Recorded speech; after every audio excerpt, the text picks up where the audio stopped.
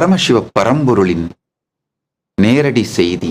இந்த சித்ரா பௌர்ணமி நன்னாளில் பரமசத்தியங்கள், சித்ரா பௌர்ணமியை பற்றிய சில பரமசத்தியங்களும் மற்றும் உலகம் முழுவதிலுமிருந்தும் பிரபலங்கள் அனுப்பியிருக்கின்ற கேள்விகளுக்கான நேரடியான விடைகளும். சித்திரை பௌர்ணமி மிக உயர்ந்த ஆன்மீக விழிப்புணர்விற்கு, குண்டலினி சக்தி விழிப்படைவதற்கான சாத்திய கூரோடு கூடிய ஒரு நன்னாள். இன்று பூமியின் மீது ஏற்படும் தாக்கம் பிரபஞ்ச மண்டலங்களிலிருந்து, உயர் மண்டலங்களிலிருந்து, வெர்டிக்கல் டைம் ஜோன்ஸ் சொல்ற இந்த உயர் மண்டலங்களிலிருந்து இந்த பூமியின் மீது ஏற்படும் தாக்கம்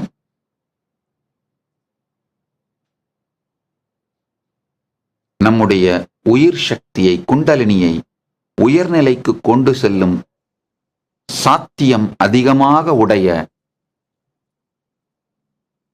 நல்ல நேரம். அதனால்தான் இந்த சித்திரை பௌர்ணமியில் திருவண்ணாமலை கிரிவலம் செல்வதும், தியானம் செய்வதும், ஆலயங்களுக்கு செல்வதும், ஆலயத்தின் திருவிழாக்களில் கலந்து கொள்வதும் மிகவும் நன்மை பயக்கும்.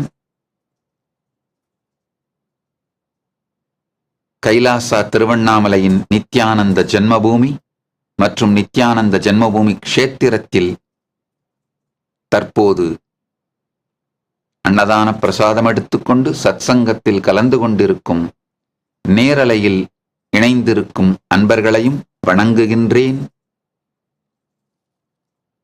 கைலாசா மதுரையில் கள்ளழகர் திருவிழாவில் கலந்து கொண்டு, சித்திரை திருவிழாவில் கலந்து கொண்டு, மீனாட்சி சுந்தரேஸ்வரரையும் கள்ளழகரையும் தரிசிப்பதற்காக வந்து கைலாசா மதுரையில் இப்பொழுது அன்னதானம் பெற்றுக்கொண்டு நேரலையில் இணைந்திருக்கும் அன்பர்களையும் வணங்கி வரவேற்கின்றேன். சித்திரை பௌர்ணமி திருநாள் ஒரு உன்னதமான திருநாள்.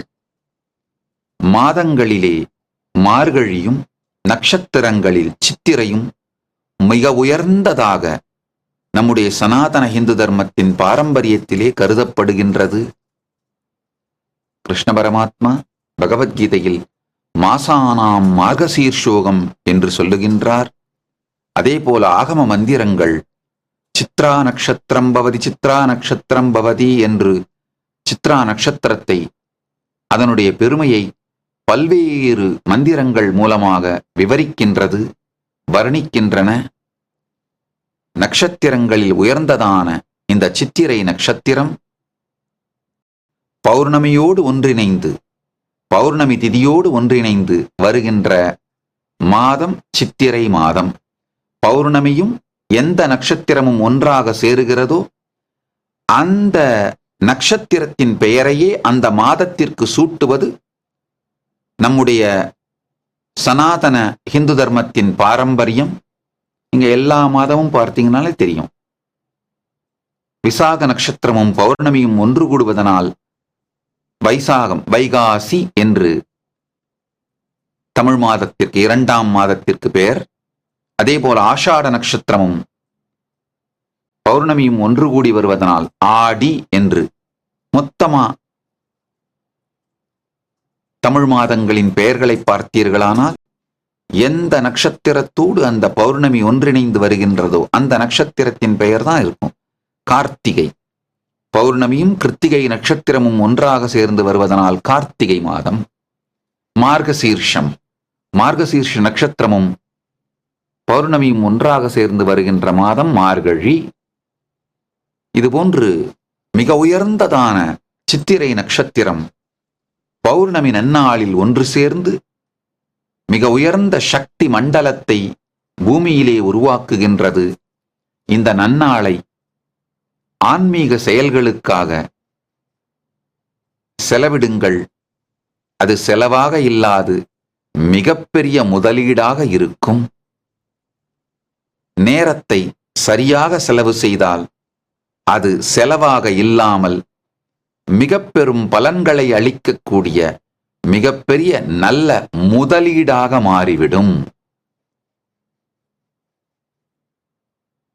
சித்திரை பௌர்ணமி திருநாளில் நீங்கள் அனைவரும் எல்லா நன்மையும் பெற்று பரமசிவ பரம்பொருளின் பேரருள் பெற்று பரமசிவ பக்தியும் பரமசிவ ஞானமும் பரமசிவ விஞ்ஞானமும் பரமாத்வைதமும் அடைந்து வாழ்க்கையில் வாழ்வாங்கு வாழ்ந்து ஜீவன் முக்தர்களாக வாழ்ந்து வாழ்விற்குப் பின் பரமோக்ஷ நிலையை பரமுக்தி நிலையை அடைந்து எப்போதும் பரமாத்வைதத்தில் நிலைத்து இருப்பீர்களாக என்று ஆசீர்வதிக்கின்றேன். சர்வ மங்கள பிராப்திரஸ்து, பரமாத்வைத பிராப்திரஸ்து, ஆரோக்கிய பிராப்திரஸ்து, சர்வ ஆனந்த பிராப்திரஸ்து, சகல ஐஸ்வர்ய பிராப்திரஸ்து, நித்யானந்த பிராப்திரஸ்து, ஜீவன்முக்தி பிராப்திரஸ்து. ஓம் ஓம் ஓம். Nityanandam, thank you for watching, and if you found the video enlightening, please give it a like, share it with your loved ones, and subscribe to stay connected with us. don't forget to click the bell icon to receive the notifications.